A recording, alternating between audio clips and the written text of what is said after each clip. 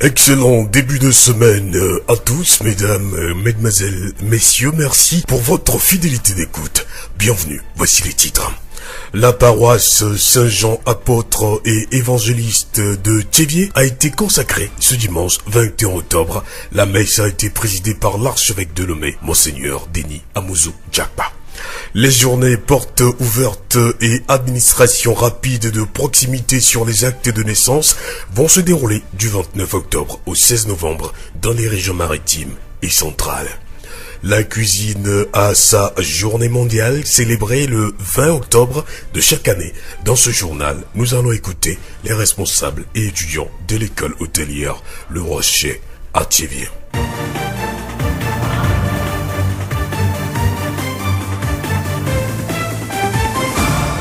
Apprendre par les oreilles, écoutez la Radio Horizon sur la 101.1, la radio de proximité. Auditeurs et auditrices de Radio Horizon, voici le développement des titres du journal. Devant les fidèles catholiques venus de toute la préfecture du Zio et environ, en présence des autorités locales, la paroisse Saint-Jean apôtre et évangéliste de Thiévié a été consacrée. La cérémonie a été présidée ce dimanche 21 octobre par l'archevêque métropolitain de Lomé, Monseigneur Denis Amouzou Djakba, entouré d'un collège de prêtres. L'archevêque et les prêtres qui l'ont entouré ont procédé au rituel, notamment la bénédiction de l'autel, les fidèles, les murs de l'église, l'allumage des cierges ou bougies. Tous ces rites visent à donner à l'église un caractère sacré. Occasion pour Monseigneur Denis Amouzou Djakba de dire aux fidèles le sens de la consécration de cette église. Bien chers frères et sœurs, c'est une grâce pour nous tous de participer à ce jour à la consécration de cette église Saint-Jean apôtre de Thiévié. Lorsqu'on érige une église comme un édifice destiné uniquement à rassembler le peuple de Dieu, il convient au plus haut point de la consacrer au Seigneur. Par un rite solennel, selon la très ancienne coutume de l'église, ce peuple saint, rassemblé dans l'unité du Père, du Fils et de l'Esprit Saint, comme le dit Saint Cyprien. C'est bien le cas de cette église dédiée à Saint Jean, apôtre et évangéliste. Aujourd'hui, en ce dimanche 21 octobre 2018, il faut qu'elle soit entièrement consacrée à Dieu et destinée uniquement et régulièrement au culte divin. La consécration de la paroisse Saint-Jean apôtre et évangéliste de Thiévié a coïncidé avec la journée mondiale de la mission universelle du Christ. Ce dimanche 22 octobre 2018, c'est d'abord la journée mondiale de la mission universelle de l'Église, au plein cœur du synode sur la jeunesse. Et le pape François nous a adressé son message pour cette journée de la mission universelle, intitulé « Avec les jeunes, portons l'évangile à tous et à toutes ». Nous venons d'écouter Monseigneur Denis Amouzou Djakba, archevêque métropolitain de Lomé.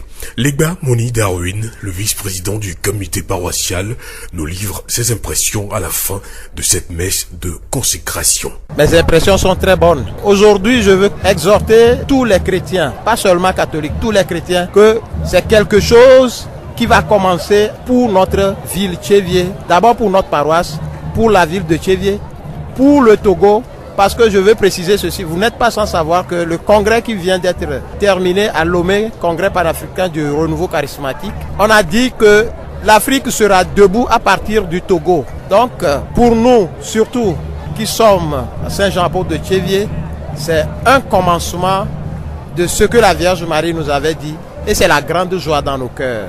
Je veux exhorter tous les chrétiens catholiques à être honnêtes avec eux-mêmes et à garder la foi et à aller de l'avant, parce que la confiance en Dieu paie toujours. Dieu ne déçoit jamais. Legba Moni Darwin, vice-président du comité paroissial de l'église Saint-Jean apôtre et évangéliste de Thiévié. Rappelons que la paroisse Saint-Jean apôtre et évangéliste de Thiévié a été érigée canoniquement le 15 octobre 1911 selon Monseigneur Denis Amouzou Djakba.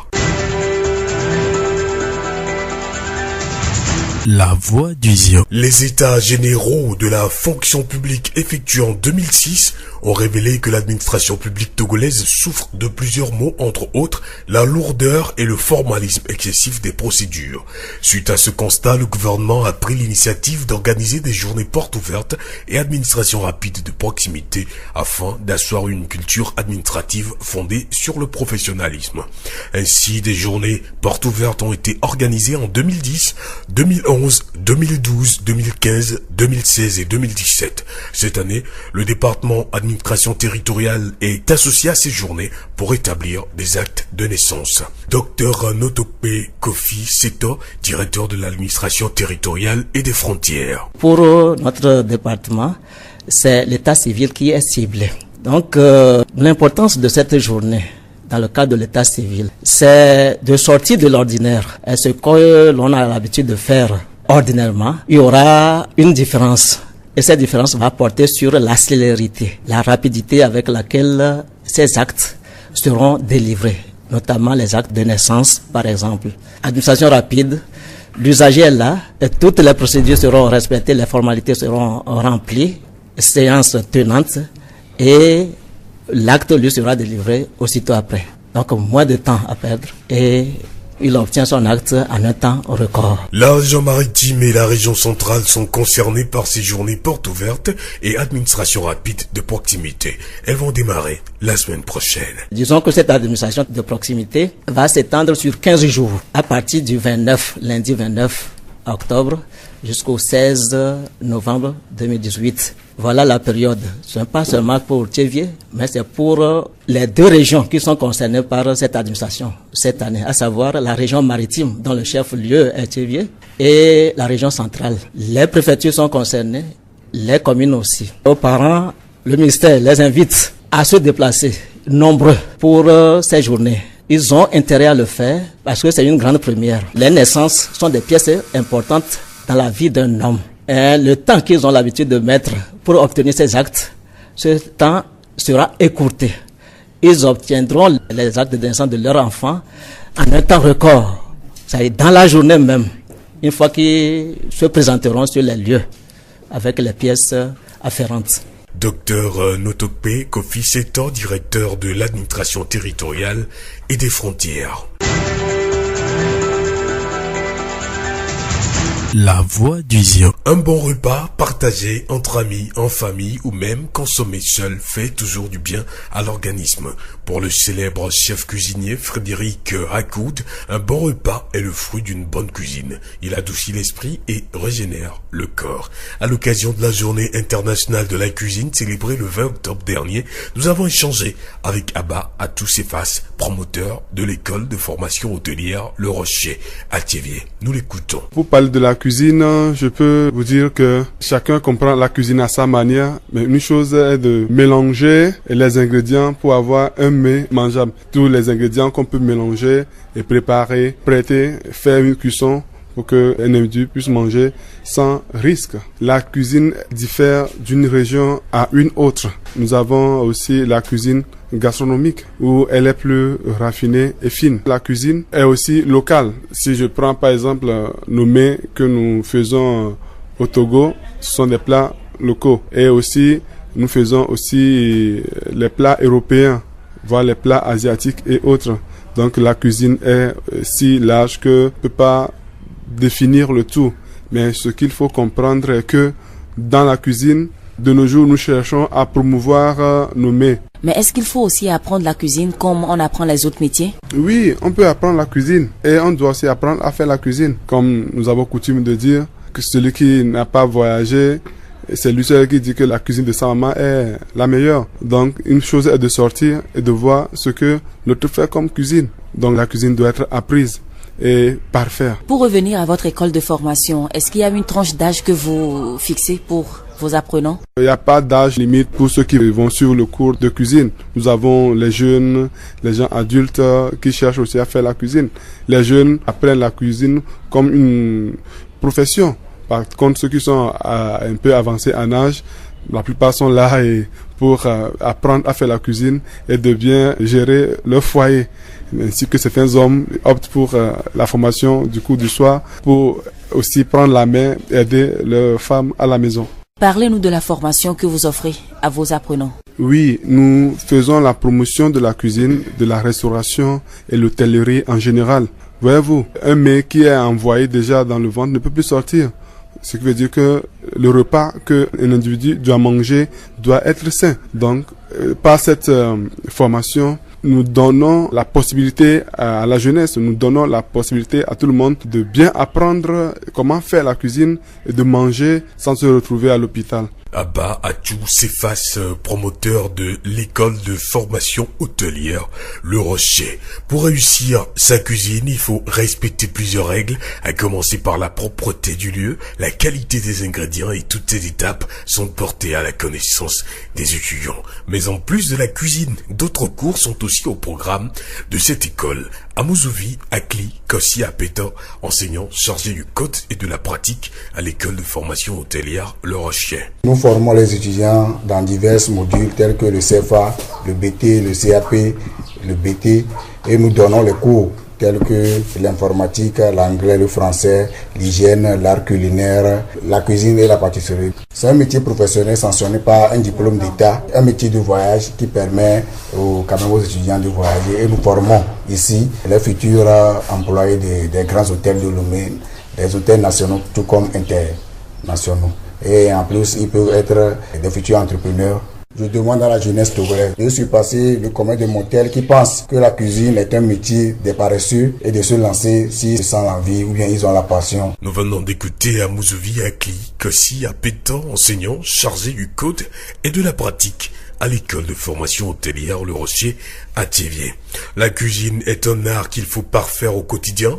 De plus, elle est thérapeutique en ce sens qu'elle peut détendre et libérer le cuisinier du stress.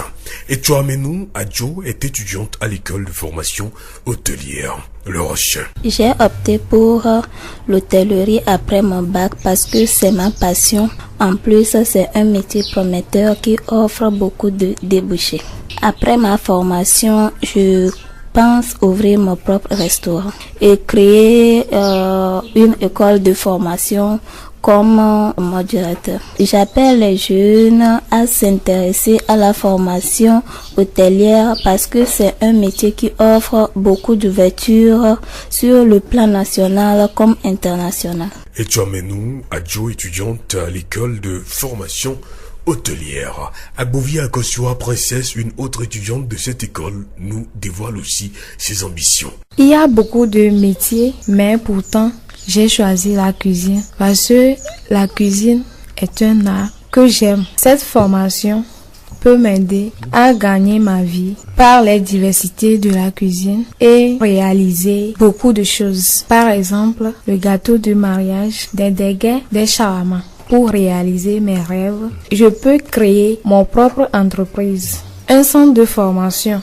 Je peux signer des contrats avec des structures pour faire des services traiteurs. Mon message est que, en tant que femme, si tu as ce métier en main, tu peux être fière dans ton foyer et le respect aussi est là. Nous venons d'écouter Agbovia Kossioa Princesse, étudiante à l'école de formation hôtelière Le Rocher à Thiéviers. Apprendre par les oreilles, écoutez la Radio Horizon sur la 101.1, la radio de proximité. La mission des volontaires pour le développement intégral au Togo a organisé samedi un gala de football dénommé Gala de la Fraternité. Objectif, promouvoir la paix. Le coup d'envoi a été donné par le préfet du Zion, Etienne Kodio Kadevi. En réalité, si nous avons prêté main forte au lancement de ce gala, c'est justement pour une raison bien fondée. Le village de Pevego, d'où viennent ces jeunes, ainsi que ses environnants, sont constitués d'un secteur où le vivre ensemble est en souffrance. Le vivre ensemble est à rude épreuve. Il était question de voir qu'est-ce qu'il faut faire. Alors, à chaque séance de conciliation avec ces derniers, nous avons quand même observé une volonté de chacune des parties protagonistes à vouloir venir à la table de l'amitié, à la table de la cohésion, à la table de la réconciliation. Nous venons d'écouter le préfet du Haïti, Kodiou Kadevi. Écoutons à présent Éric Maglo, le président de la mission des volontaires engagés pour le développement intégral au Togo. Nous avons organisé un gala de football pour promouvoir la paix et la cohésion sociale. Par la même occasion, nous avons voulu présenter la nouvelle dénomination à la population. La nouvelle dénomination que nous appelons MVD, suite à notre assemblée générale, et que nous définissons mission des volontaires engagés pour le développement intégral au Togo, c'est-à-dire nous sommes devenus maintenant national. Nous avons comme objectif principal d'œuvrer pour l'épanouissement et le bien-être de nos populations. L'association des volontaires pour le développement intégral de l'Olota fait désormais place à la mission des volontaires engagés pour le développement intégral au Togo. Le nom change, mais les objectifs restent les mêmes. Nous remercions Éric Maglo, le président de la mission des volontaires engagés pour le développement intégral au Togo.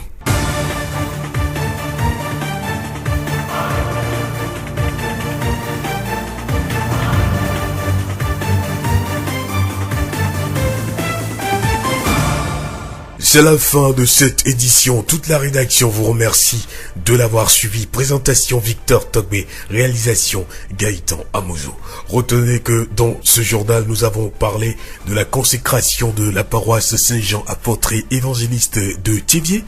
Nous avons également parlé des journées portes ouvertes et administration rapide de proximité sur les actes de naissance qui vont se dérouler du 29 octobre au 16 novembre dans les régions maritimes et centrales. La cuisine à sa journée mondiale célébrée le 20 octobre de chaque année. Dans ce journal, nous avons écouté les responsables et étudiants de l'école hôtelière Le Rocher. Nous nous séparons, mais retenez que le temps c'est de l'argent. Il faut en profiter chaque jour que Dieu fait. Messieurs, dames, merci de nous avoir écoutés fidèlement depuis Clologo. Excellente suite de nos programmes.